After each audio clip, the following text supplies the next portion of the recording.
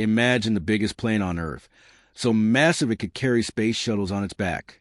Now imagine that same aircraft reduced to ashes in a brutal war. Most people thought it would never rise again, but today, whispers of an incredible comeback are spreading across the world. This is not just about metal, engines, and wings. This is about a dream called Mriya, Ukrainian for dream. The Antonov-AN225, the largest aircraft ever built, could soon fly again.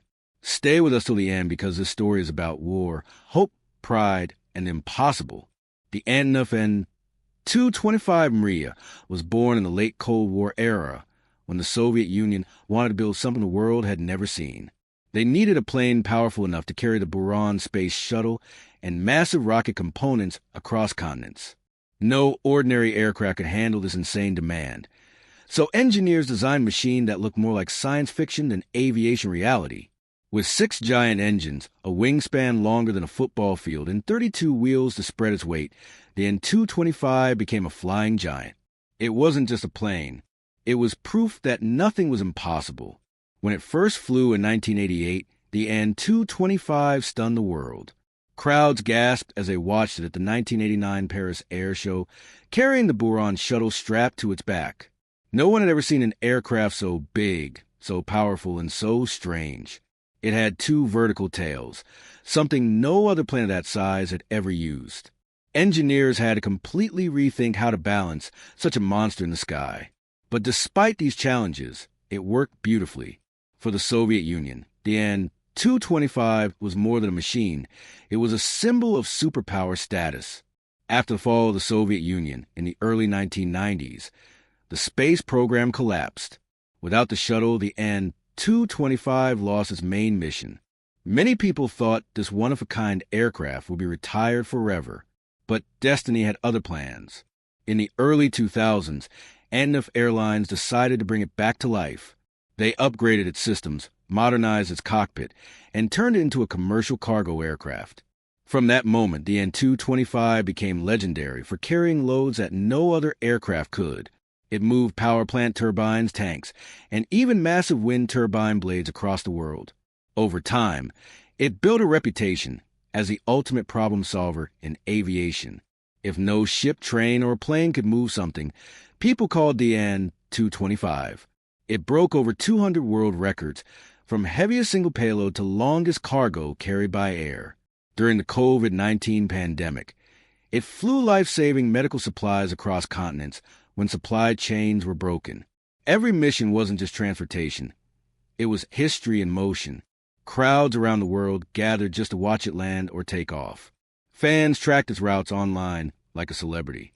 The An-225 had transformed into a global aviation icon. But everything changed in February 2022.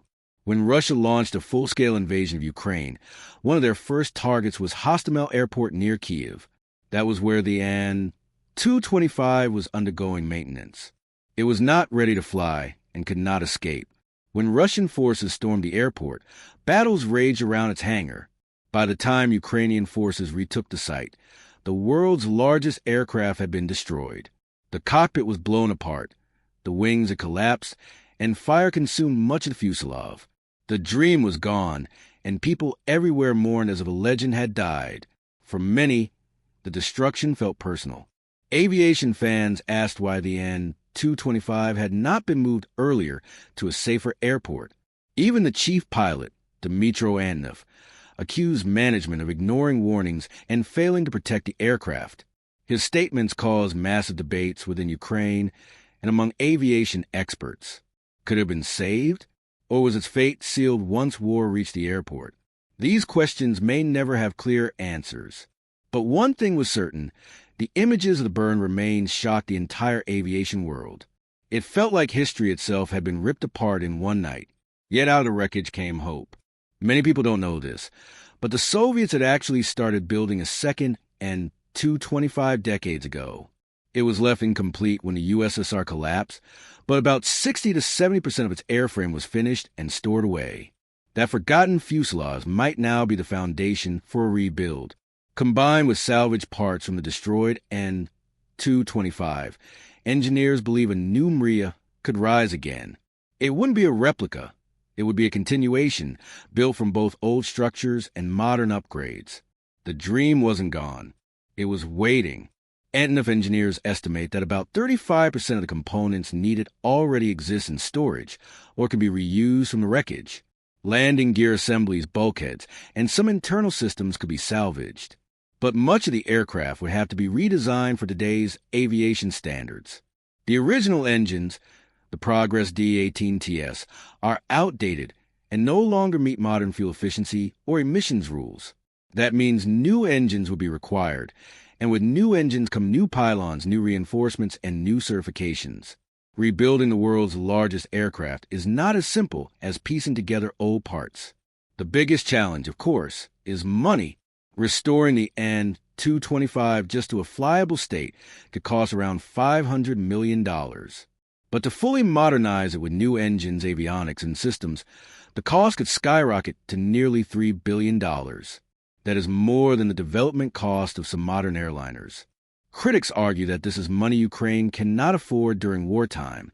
After all, the country's resources are already stretched thin repairing infrastructure, supporting its people, and defending against ongoing attacks. Many wonder if rebuilding a giant aircraft is a luxury, not a necessity, during such a difficult time. On the other hand, supporters say this project is not just about an airplane. It is about national pride, resilience, and identity. For Ukrainians, the AN225 is a symbol of what their country can achieve. President Volodymyr Zelensky himself has spoken about rebuilding the aircraft as a statement to the world. It sends a message that even when destroyed, Ukraine will rise again stronger. Beyond symbolism, the aircraft could also serve as a flying ambassador in peacetime, visiting air shows, delivering humanitarian aid, and reminding the world of Ukraine's endurance. For many, this dream is worth every dollar. The international aviation community has also stepped up. Microsoft added the AN225 to its flight simulator in 2023, with proceeds from downloads going to support the rebuild. Aviation clubs, companies, and enthusiasts from around the world have contributed money and resources. Even 3D model makers in Ukraine are selling replicas to raise funds. Billionaire Richard Branson has voiced support, and although he hasn't pledged money yet, his attention alone has given the project more visibility. From small donations to big signals of interest, the world is showing that the AN225 is not just Ukraine's aircraft. It belongs to all of us. Still, the engineering challenges remain enormous. Many of the original blueprints exist only on paper, and some knowledge has been lost as the old Soviet-era engineers retired or passed away. Reverse engineering parts of the design requires creativity and guesswork. Matching components from the unfinished airframe with salvaged parts from the wreckage adds more complications. Even if everything goes as planned, it will take years before the AN225 can fly again. The rebuild is as much about patience and persistence as it is about technology and money. Yet despite these obstacles, work continues slowly but surely. The debate inside Ukraine continues. Critics argue that rebuilding the AN225 should not come before restoring cities, hospitals, and essential infrastructure. They see the project as an expensive distraction during wartime. But supporters say the opposite, that in times of war, symbols of hope are more important than ever. The AN225's return would not just inspire Ukrainians, but also remind the world of their struggle and determination. Every large-scale project has its risks, but some believe this one carries rewards beyond calculation. It is less about profit and more about proving that destruction does not define the future. Imagine the scene. Years from now, a brand new Antonov-AN225 rolling onto a runway. Its 6 engines roaring, its massive frame dwarfing everything around it. Crowds of people gathered just to witness its return. For Ukrainians, it would not just be the rebirth of a plane, but the rebirth of a dream. And for the aviation world, it would be proof that legends can rise again. Whether it happens in 5 years or 10, the world will be watching. Because this is not just about a machine. It is about identity, resilience, and one impossible comeback in motion.